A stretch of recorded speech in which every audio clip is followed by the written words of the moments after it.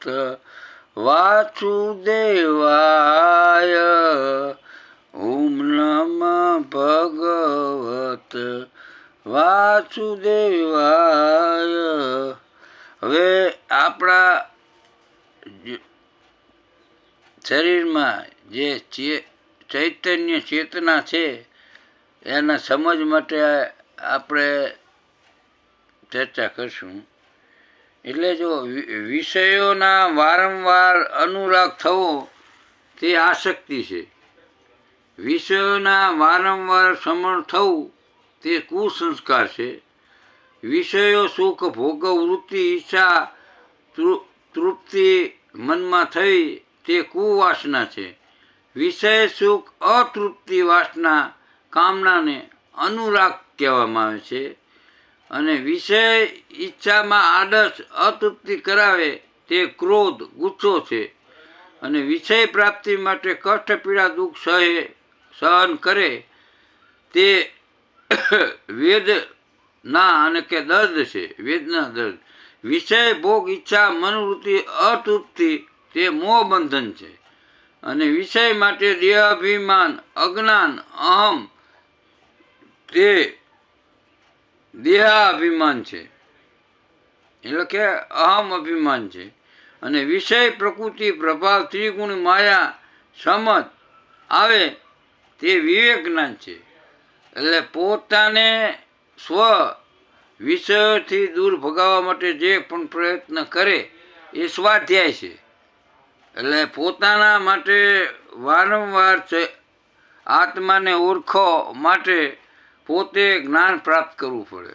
અને ચૈતન્ય ચેતનાને ઓળખી આત્માની ઓળખ મન બુદ્ધિનો કે ઇન્દ્રિયનો જેમ આંખનો વિષય નથી. આત્માને ઓળખવા એ આ ઇન્દ્રિયનો વિષય નથી. આત્માને નામ ગુણ રૂપ કે આકાર નથી. આત્મા સત્વ રજ તમ ત્રણ ગુણોથી રહિત છે. આત્મા નિત્ય ચેતન નિર્વિકાર સત્ય શુદ્ધ અવિનાશી તત્વ છે.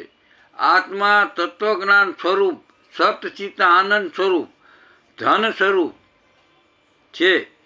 આત્મા શાંત શુદ્ધ પવિત્ર પરમ જ્ઞાન સ્વરૂપ છે. આત્મા પરમાત્માના અંશ પ્રકાશ દિવ્ય સ્વરૂપ છે. આત્મા વિશ્વ સૃષ્ટિ આધાર અક્ષર અક્ષય આનંદ સ્વરૂપ છે. આત્મા અવિનાશી સ્વરૂપ છે. આત્મા પુરાણ પુરુષ છે.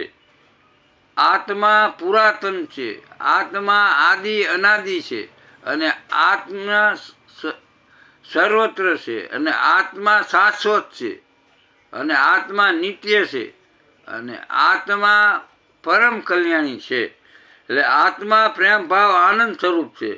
આત્મા સત્ય શ્રેષ્ઠ સમજ એ જ્ઞાન છે. આત્મા સર્વવ્યાપક જ્ઞાન તત્વ સ્વરૂપ છે. આત્મા સર્વજીવ માત્રમાં પરમ શક્તિ સત્તા સ્વરૂપે નિવાસ કરે છે. આત્મા નિત્ય સ્થિત જાગ્રત છે. આત્મા ત્રણેય કાળ ભૂત ભવિષ્ય વર્તમાન કાળમાં વિદ્યમાન છે. આત્મા સર્વવ્યાપી અવિભાજિત નાશરહિત તત્વ છે. આત્મા સાક્ષી હોવાને લીધે ઉપદેષ્ટા છે. સત્ય સમજથી આપનારો હોવાને લીધે અનુમંતા છે. અને સર્વ જીવોનું ધારણ પોષણ કરનારો હોવાથી સર્વ ભોગતા પણ છે. અને સર્વનો સ્વામી હોવાથી આત્મા મહેશ્વર સ્વરૂપ આદિ પુરાણ પરમેશ્વર પણ કહેવાય છે. એટલે આત્મા શુદ્ધ ચિત્ત સતચિત્ત આનંદ સ્વરૂપ હોવાથી સતચિત્ત આનંદ ધન સ્વરૂપ પરમેશ્વર આ કહેવાય છે. એટલે આત્મા આદિ અનાદિ અજર અમર છે. હું બોલવાવાળો, હું સાંભળવાવાળો, હું જ અનુભવ સમજવાવાળો, હું જ જોવાવાળો, આ બધી ક્રિયાને જોવાવાળો એ એક જ આત્મા છે. તે અહમ ભાવમાં આવે ત્યારે જીવાત્મા કહેવાય છે. અને જીવાત્માને મોહ આસક્તિ હોય ત્યારે તે આત્મામાં અનુભૂતિ કરી શકતો નથી. આત્મા સાક્ષી સ્વરૂપ દ્રષ્ટા સ્વરૂપ છે, તેને ત્રિગુણ માયા હોતી નથી, તે શુદ્ધ ચૈતન્ય સ્વરૂપ છે. આત્મા એ જ તારું સત્ય સ્વરૂપ છે. તારી નિંદરમાં સપન દ્રષ્ટા પણ તે જ છે. તારા સત્ય શુદ્ધ હું ને ઓળખ. તે અહમ હું અજ્ઞાન નાશ પામે તો સત્ય સોહમનો અનુભવી શકો છો. પોતાનામાં હું સ્વરૂપથી તુંને ઓળખી હું હી નાહી તું હી એક સ્વરૂપ. જ્યાં હું છે ત્યાં તું એટલે પરમેશ્વર નથી, અને જ્યાં તું છે ત્યાં તંત નથી. એટલે પરમાત્માને જાણવા માટે ચૈતન્ય સ્વરૂપને ઓળખવું પડે.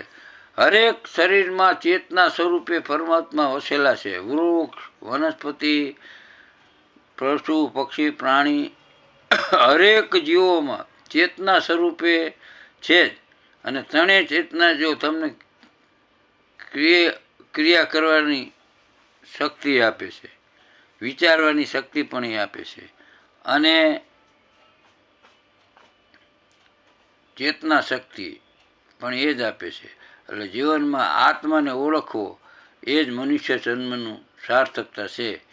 અને ચૈતન્ય સત્તા એ અનુભવી એ તમારા કલ્યાણની વાત છે. એટલે તમે પોતે જાગૃત થઈ આત્માને ઓળખો અને અનુભવો. પરમ તત્વનો પરિચય કેળવો. એટલે જીવને મનુષ્ય જન્મ ફરી ફરી મળતો નથી. એટલે મનુષ્ય જન્મમાં પોતાને આત્મા ઓળખવો એ મોટામાં મોટું ભક્તિ છે, અને મોટામાં મોટું જ્ઞાન છે, અને મોટામાં મોટો સમજ છે. એટલે પોતાના આત્માને ઓળખી પોતાના આત્માનું કલ્યાણ કરવું એ મનુષ્ય જન્મની સાર્થકતા છે. બોલો સિયાવર રામચંદ્ર કી જય.